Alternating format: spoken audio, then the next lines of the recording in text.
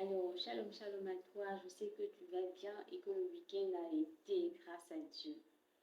Alors aujourd'hui, le mot de la semaine, c'est les difficultés.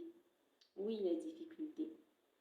Les difficultés se mettent parfois sur notre chemin et ce sont des événements, ce sont des obstacles qui se mettent sur la voie des personnes que nous sommes en tant qu'êtres humains. Mais est-ce à dire que ces difficultés-là nous empêcheront de réussir? Est-ce à dire que ces difficultés-là sont là pour t'enfoncer au lieu de t'aider à réussir? Non, je ne pense pas. Alors aujourd'hui, je te donne trois conseils pour affronter ces difficultés-là, pour accepter parfois ces difficultés-là dans ta vie. Le premier conseil, c'est celui de prier le Seigneur.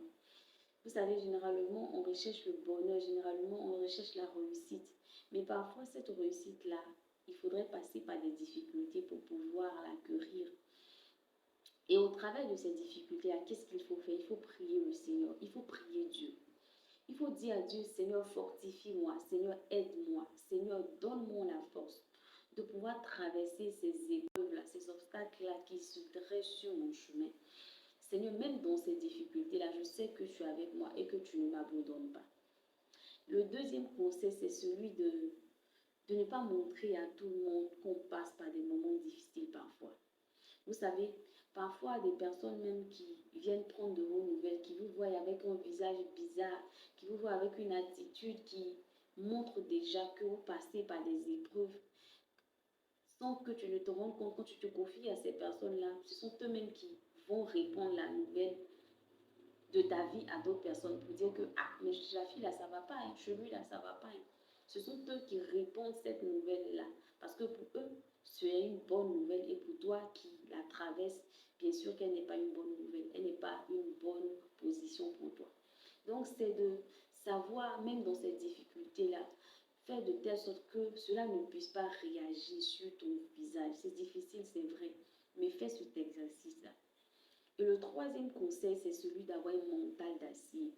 C'est celui de se dire que c'est juste pour un temps.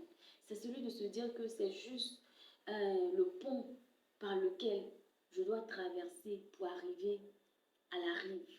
C'est juste un pont par lequel je dois passer pour arriver au bout de cette réussite-là que je recherche. C'est d'avoir un mental, mais un mental de fer. Pour te dire que ça ne sera pas là pour une éternité, c'est juste pour un temps. Donc, apprends à avoir ce mental-là. Apprends toi-même à te former, à t'encourager, même au travers de ces épreuves que tu traverses, au travers de ces difficultés que tu traverses. Ce sont les trois conseils que j'ai à te donner ce lundi. Et n'oublie pas, les difficultés, peut-être que tu en auras cette semaine, peut-être que tu traverses déjà ces difficultés.